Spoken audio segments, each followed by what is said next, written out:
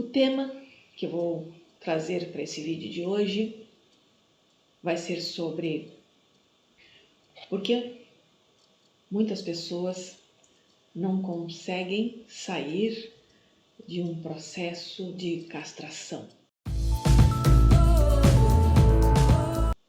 Os traços de caráter, como é que eles influenciam nesse processo de castração?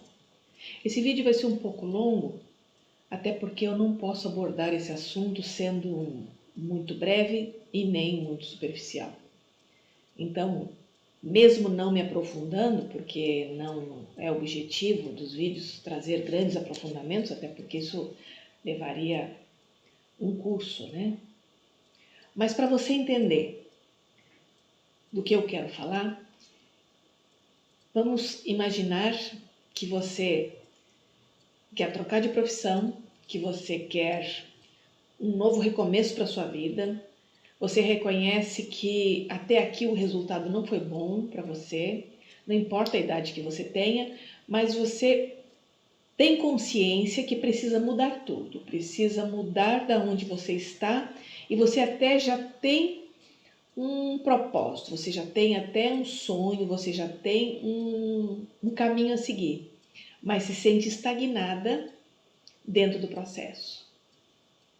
O que os traços de caráter e quais são os traços de caráter que estão na dor e como que você pode sair desse processo e ter sucesso na tua caminhada e realmente mudar tudo aquilo que você quer mudar na sua vida.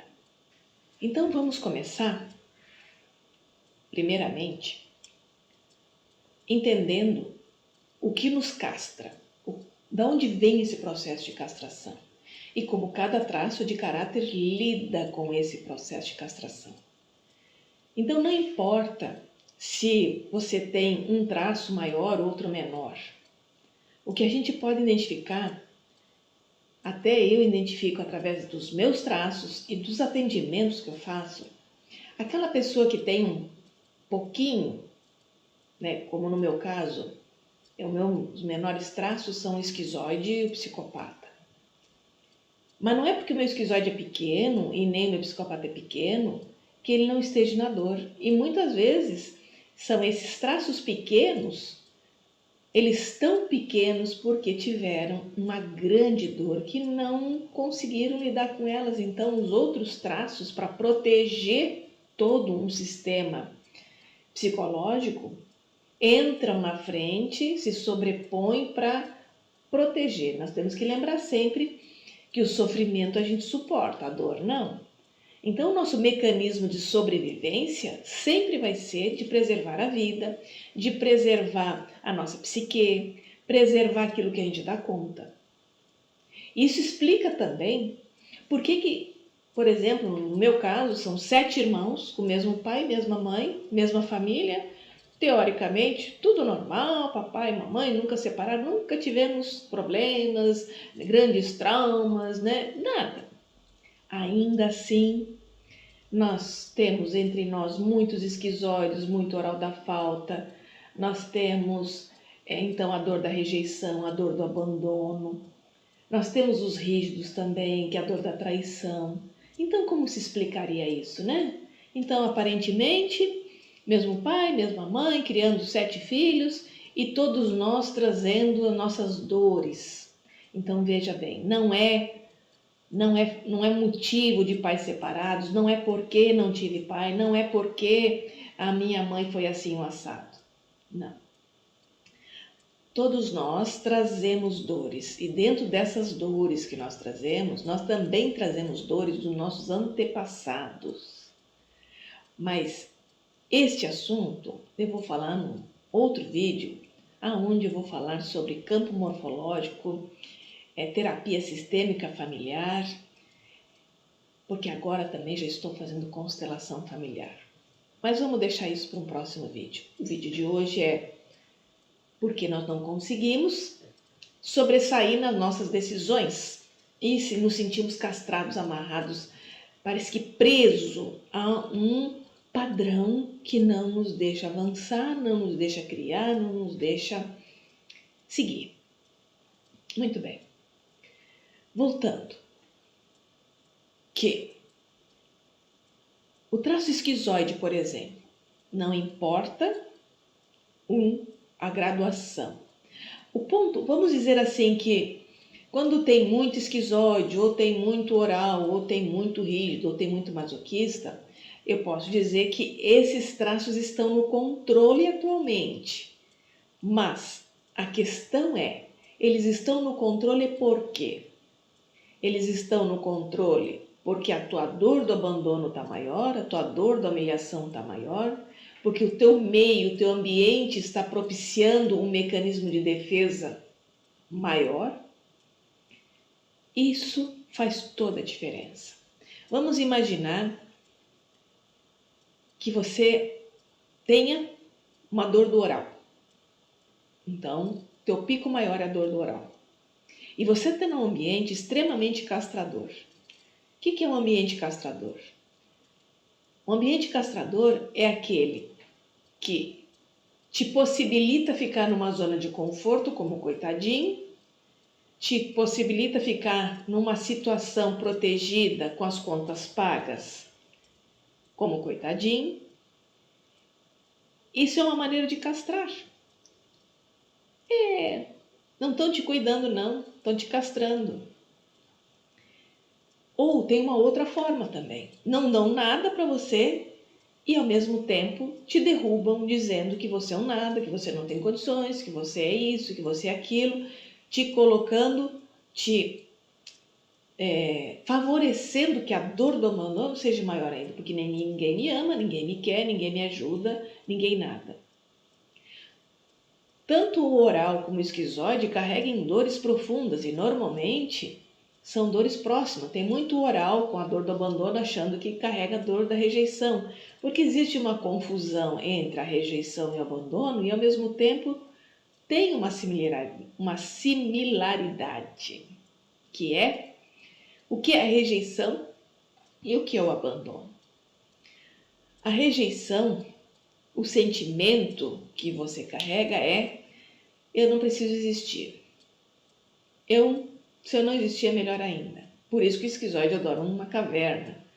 Porque lá na caverna ele não existe para ninguém, ninguém vai perturbar ele e ele não vai lembrar que ele não é bem-vindo. Esta é a diferença. A dor da rejeição te traz uma sensação que você nunca é bem-vindo. Aonde você for, você não se sente bem-vindo. A dor do abandono é aonde você vai, você consegue se conectar, porque a característica do oral nos ambientes, por exemplo, se a oral se sente castrada, ela vai se encolher, ela vai preferir até nem sair, ela vai preferir ficar em casa comendo, preenchendo o seu vazio. Embora, se alguém prometer a ela que ela se sentir acolhida, que ela vai para um lugar se sentindo acolhida, ela vai. Mas no primeiro sentimento de que esse acolhimento não é real, que ela não se sente plenamente acolhida, ela vai preferir ficar em casa comendo. Porque essa dor é muito forte, ela não quer sentir. Ela não quer sentir que ela está sendo abandonada novamente. Por isso que muitas vezes a gente confunde a depressão com o sentimento de abandono, com o sentimento da rejeição.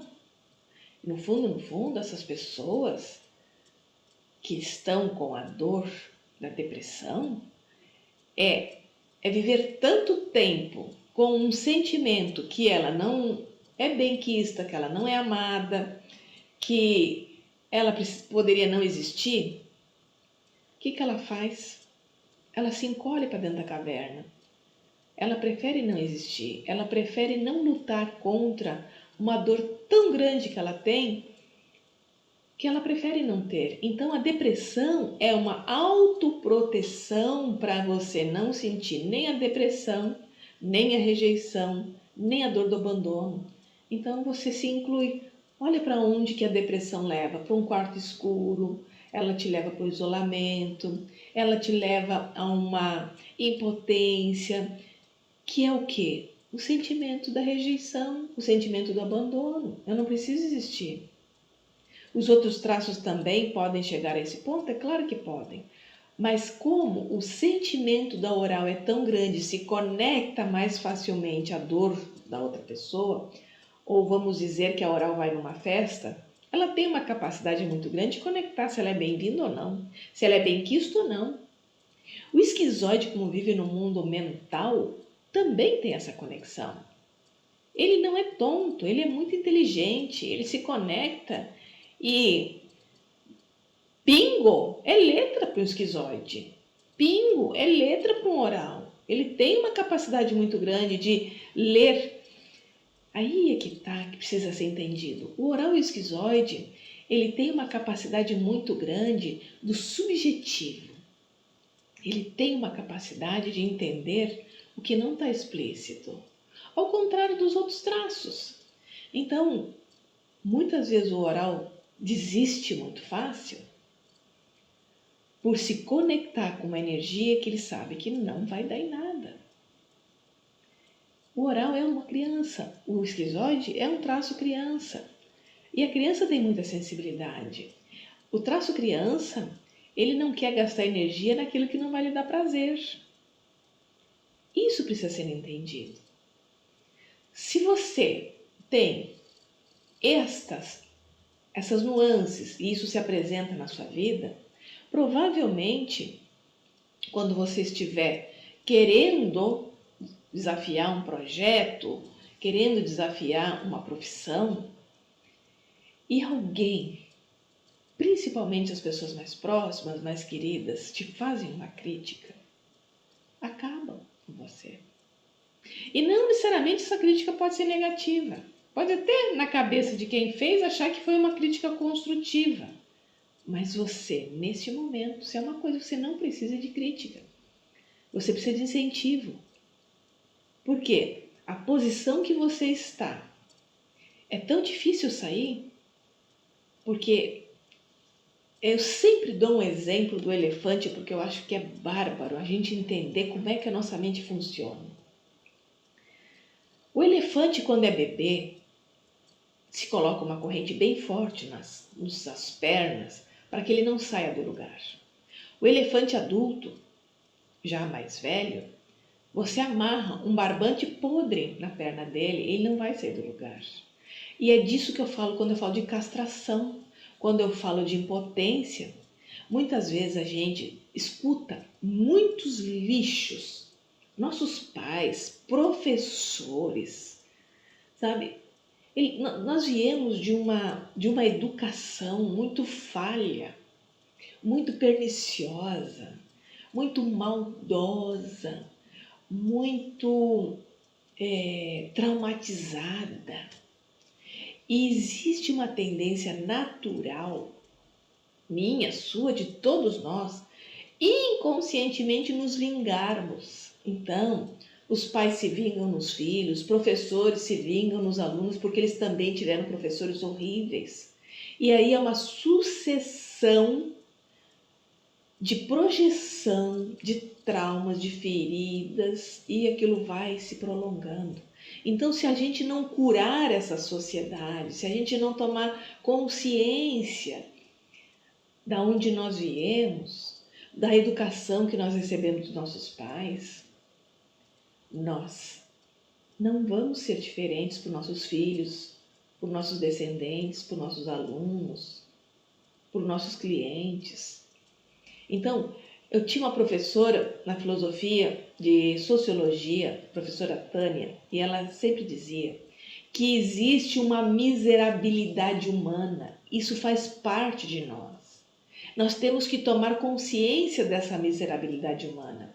Isso que vai nos tornar melhores. Reconhecer o nosso lado ruim é o que vai nos tornar pessoas melhores. Não é botando esse lado ruim debaixo do tapete, escondendo ele. Eu sou amor, eu sou gratidão. Não, gente, não é por aí não.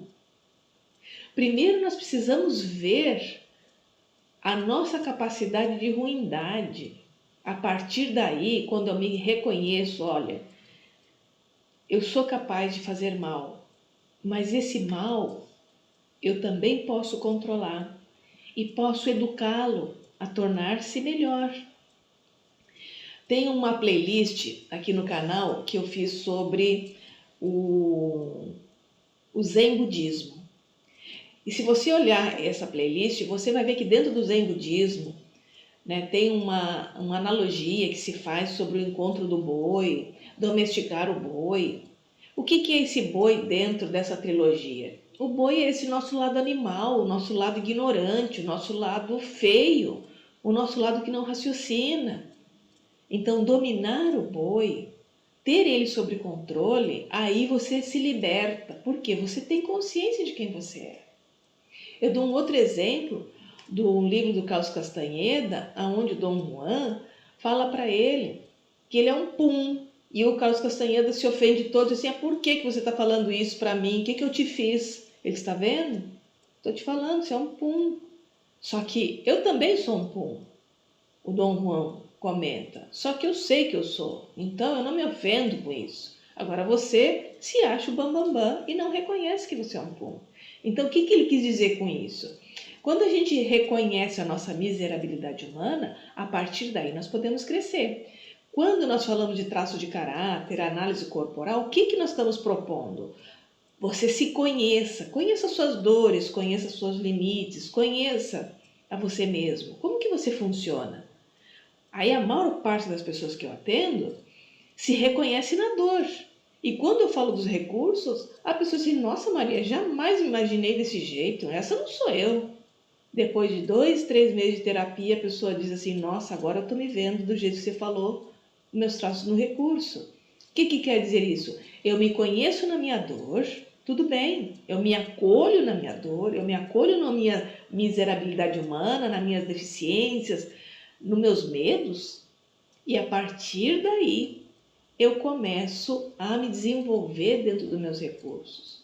Porque aquilo que eu tenho de ruim não é ruim, só que eu estou usando esse ruim de uma forma negativa. Eu posso usar esse ruim de uma forma positiva, criativa, em benefício meu e das outras pessoas. A castração que eu recebi, que eu não podia falar, que eu não podia existir, que eu não podia ser eu mesma, que tudo estava errado. Essa castração, eu tenho que reconhecer que ela não é o que eu penso de mim, é o que me projetaram dentro da castração dos meus pais, dentro da castração dos meus professores. Então, gente, nós podemos pegar essa castração e entender que a opinião dos meus pais sobre mim não me definem. A opinião dos seus pais, do seu marido, do seu namorado não te define. Provavelmente eles tiveram esses problemas e projetaram em cima da gente. Então, entender essa dinâmica daquele lixo que eu carrego, por que eu carrego, de quem que eu carrego, só reconhecendo que você coloca na tua mochila é que você será capaz de escolher o que você quer carregar para sua vida. E aí alivia muitos quilos. A gente emagrece, o corpo muda, a leveza chega, a disposição chega. Quando você dá essa virada de chave, você tira essa mochila, se eu não quero carregar, não me pertence. Mas para tudo isso, você precisa se compreender. Até aqui, eu falei das dores e a dificuldade do oral do esquizoide. Agora, vamos falar do psicopata, por exemplo. Começando pelo meu, psicopatinha desse tamanhozinho assim. E eu olhei aquilo e digo, gente, não é possível ter um psicopata tão pequeno. Tem gente que dá graças a Deus, meu psicopata é pequeno. Sabe por quê? Porque não sabe a importância de um bom psicopata. Não estamos falando do psicopata patológico. Não estou falando da pessoa que tem transtorno de conduta psicopata. Essas é um outro vídeo. Essas não tem cura, isso é doença mental. Tá? Nós estamos falando do traço de caráter psicopata. Aí tem gente que diz assim, tá, mas o psicopata tem esse traço? É óbvio. Tem. O psicopata doente, o psicopata patológico também tem esse traço? Tem. Só que ele tem um distúrbio cerebral, ele tem uma anomalia cerebral. Hoje já é comprovado. Quem tem o distúrbio psicopata tem uma anomalia cerebral, que já foi comprovado através de ressonância, tomografias, e essas pessoas não têm cura. Elas não têm a forma de ver a vida que nós temos. Não estou falando de pessoas como nós todos, ditos como Freud, neuróticos, né? Que temos o bom senso, que nós temos superego, que nós sabemos que é certo e que é errado. Então, gente, não confundam esse nome. É muito importante. Então, esqueçam aquele cara bandido, tá? Vamos aqui para o traço de caráter. Então, reforçando mais uma vez, o traço de caráter psicopata. Lá na infância, ele se sentiu manipulado, ele teve que fazer gracinha para a mãe para se sentir querido. A criança teve que sorrir para ganhar atenção. Sabe aquela criança que ri e chora ao mesmo tempo e não colhe uma lágrima? Ela está lá desenvolvendo seu traço psicopata, está negociando. Eu gosto de falar de mim porque assim eu não falo de ninguém, né? O meu psicopata é pequenininho. Só que quando eu recebi essa análise, eu não me conformei com ela, porque eu digo, gente, eu tenho tanto psicopata escondido aqui dentro, o que está acontecendo com ele? Por quê? Eu nunca gostei de vender, mas eu sempre me achei uma ótima vendedora. Eu sempre tive poder de argumentação, mas o meu psicopata pequenininho, aonde que eu encontro ele pequenininho? Eu tenho sim um psicopata pequeno porque ele não foi dada a permissão dele fazer gracinha, dele negociar, dele articular, dele argumentar. Por quê? Porque eu fui criada num sistema do cala-boca. Então, eu fui criada num sistema que a minha mãe dizia assim, por que você fez isso? Quando eu ia falar, você não responde para sua mãe. Eu digo, por que fez a pergunta então se eu não posso responder? Então, o meu psicopata não tinha argumento, ele não tinha vez, ele não tinha como se manifestar. Ele não tinha chance, embora ele quisesse manifestar. Hoje, esse pouquinho, ele é tão criativo, ele é negociador, ele me ajuda tanto. E eu lembro que quando eu era jovem, uns 18 anos, as pessoas perguntavam para mim assim, Maria, você é nadadora? Porque eu tinha os ombros largos e o quadril estreito. Fazendo curso, eu lembrei disso, digo, eu tenho um psicopata escondido aqui dentro de mim. Só que ele foi castrado. Então não se importe muito com a pontuação do tamanho, né? Mas uma coisa eu posso garantir, eu comecei a dar voz a esse psicopata, eu deixei ele existir. Mesmo pequeno, mesmo com a pontuação menor, mesmo que lá na infância eu não pude ter argumentos, agora eu deixo ele falar. Ele está aqui, junto, negociando nesse vídeo, se expondo, sem dor. Eu posso existir, eu posso argumentar. Só que ele, quando ele não consegue existir, ele se coloca no papel de vítima. E a pessoa que tem o psicopata no vitimismo, ele não enxerga a oportunidade que ele tem de sair da posição que está. Porque cada vez que ele ia argumentar, cada vez que ele ia existir, levar um tapa na orelha. Fica quieto, não fala, não faz, não exista, obedeça. Quem tem um alto traço psicopata não nasceu para obedecer. Assim, quem tem um alto traço de rígido. Rígido e psicopata não nasceram para obedecer ninguém. Rígido e psicopata não nasceram para serem mandados. Eles nasceram para mandar, para liderar, para existir. Só que eles, na dor, não são bons o suficiente, não se sentem capazes de seguir. O que acontece com eles? Eles desenvolvem um distúrbio de prioridade onde eles não precisam existir. O que eles fazem com isso? Eles ficam numa posição de ter que sempre os outros são prioridades. Eles vão viver em função do que os outros pensam, do que os outros dizem, do que os outros, do que os outros e do que os outros. Eles mesmos, eles entram por um buraco como se ele não existir é melhor. Aí você vai fazer uma análise psiquiátrica, vão dizer, fulano está com depressão. Não, não é depressão. Simplesmente a pessoa não está tendo a oportunidade de existir. Existir do jeito que ela é. Por quê? Existe uma cobrança muito grande, que ela tem que ser perfeita, que ela tem que dar conta, que ela tem que fazer. E o traço rígido como psicopata, ele já é bom o suficiente. Eu digo para todas as minhas clientes rígidas, se você fizer mais ou menos, já está ótimo. Por quê? Porque o seu mais ou menos já é perfeito, porque o seu grau de autoexigência é muito grande. Eu não direi a mesma coisa para quem for um oral. O mais ou menos é mais ou menos mesmo.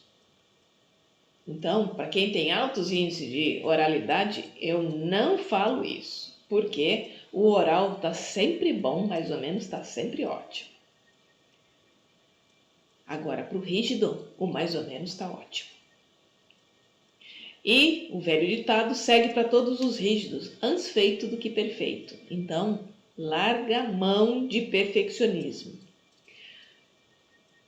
Aí entra o masoquista, né? Onde fica o masoquista nessa história? O masoquista é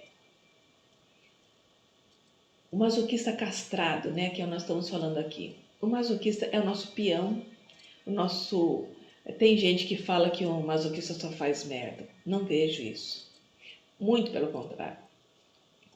A grande preocupação do masoquista é a perfeição, é a segurança, é fazer algo que nada vai dar errado. Tudo bem, que eu concordo que se você se fixa demais no erro, o erro é uma consequência. Mas eu não vejo o masoquista por esse lado. Eu vejo o masoquista com essa necessidade de criar um roteiro, ele vê essa necessidade de ter começo, meio e fim, ele tem a necessidade de se sentir seguro naquilo que ele faz. Então, ele é aquele nosso traço que dentro da psicanálise a gente chamaria de superego, que é aquilo que nos dá o certo, o errado, até aqui a gente pode ir, até aqui não pode ir. Agora, se esse masoquista foi castrado, não deixaram ele existir, humilharam demais, disseram que ele não era bom o suficiente, que ele só fazia merda, como é que ele vai sair dessa posição? Ele se sente um nada e tudo que ele faz dá errado. Então, a bagagem, o lixo que ele recebeu na infância, na adolescência, estagnou ele, deixou ele paralisado.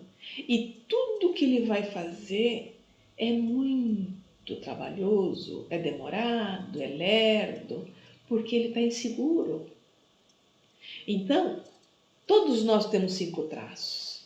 Como sair dessa situação?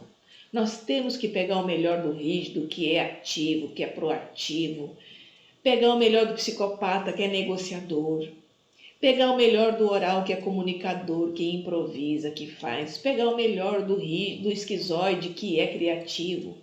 E aí, no melhor de nós, todos os traços, nós indivíduos comandando toda essa galera, em paz com toda essa galera, nós vamos sair da posição que nós estamos e traçar uma meta, traçar um percurso a ser percorrido.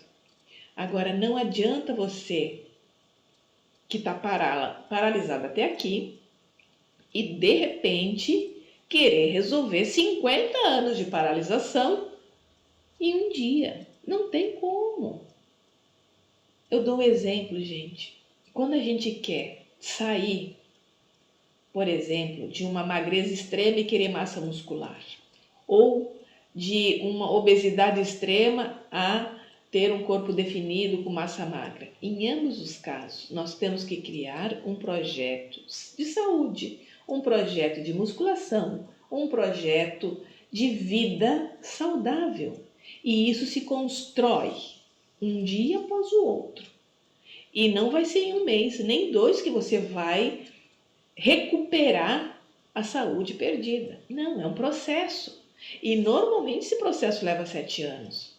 Eu não estou dizendo que você vai levar 7 anos para realizar teu sonho, mas você pode começar em 1 mês ter um excelente resultado, e em 2 meses ter um resultado melhor ainda, e no final de 1 ano você já está percorrendo um caminho saudável, está percebendo que o recurso está vindo, e a estabilização, a plenitude você atinge em 7 anos.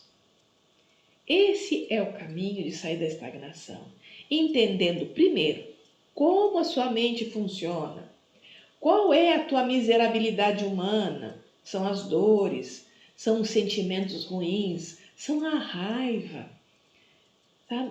O ódio. Tem gente assim, nós não podemos sentir ódio. Como não podemos sentir ódio? Primeiro, se você sente, tá aí dentro de você, tem que botar isso para fora, tem que resignificar, tem que fazer uma limpeza. Não é abafando ele e botando panos quentes dizendo não, eu não tenho ódio. Bom, se você tem, então vamos trabalhar ele. Veja bem, quando eu digo, ou qualquer pessoa, eu não tenho raiva de ninguém, primeiro lugar, não tem que passar nenhuma pessoa pela minha mente que eu possa dizer assim, deixa eu ver com quem eu tenho bronca. Sinceramente, eu não tenho bronca de ninguém, porque não me vem ninguém à mente. Sabe por quê? Porque eu trabalhei meus ódios, trabalhei minhas broncas, trabalhei, chorei, espernei, gritei, fiz tudo que tinha que fazer. Tirei todos os lixos debaixo do tapete. Hoje, eu sou a minha maior prioridade. Eu cuido de mim e não dou ouvidos a ninguém mais. Então, não é o que o outro fala, o outro não me define, você não me define, ninguém me define. O que me define? O que eu penso sobre mim. Eu sou perfeita? Dou graças a Deus. E falo para todo mundo que tem contato comigo. Dê graças a Deus que você não é perfeita, porque o dia que nós chegarmos à perfeição, nós não vamos estar nesse plano. Então, nós vamos evoluir cada dia, nós vamos evoluir a cada ano. É esse o nosso propósito, melhorar sempre. Por isso que nós não devemos parar de estudar, não devemos parar de evoluir, não devemos parar com terapia, não devemos parar com nada. Nós temos que seguir nos aperfeiçoando a cada dia que passa. Olha, estou aqui com quase 30 minutos de vídeos. Eu espero ter dado uma luz sobre a questão da castração. Agora, se você disse, Maria, ficou uma dúvida, ficou faltando isso, coloca nos comentários. Podem me perguntar, podem entrar em contato pelo WhatsApp, podem entrar em contato. Eu vou ter o maior prazer em responder, criar um novo vídeo. Esse canal é Divã Futuro. Divã Futuro Online, o que é terapia online? Tudo o que eu trago aqui é uma terapia, é um caminho, é uma luz. Seja no âmbito espiritual, seja no âmbito da mecânica quântica, da física quântica, seja no âmbito dos traços de caráter, seja no âmbito da filosofia, não importa. Eu trago vários âmbitos, por quê? Porque eu acredito que todos nós somos um resultado de um conjunto de informações. E logo, logo eu vou trazer mais uma perspectiva que é da constelação familiar. Quero falar sobre campo morfológico, eu me apaixonei, entendi um monte de coisas, um monte de fenômenos que até então eu achava que era espiritual. Hoje eu tenho uma outra linguagem, uma outra explicação para isso. Mas isso vai ficar para um outro vídeo. Até breve, um grande beijo.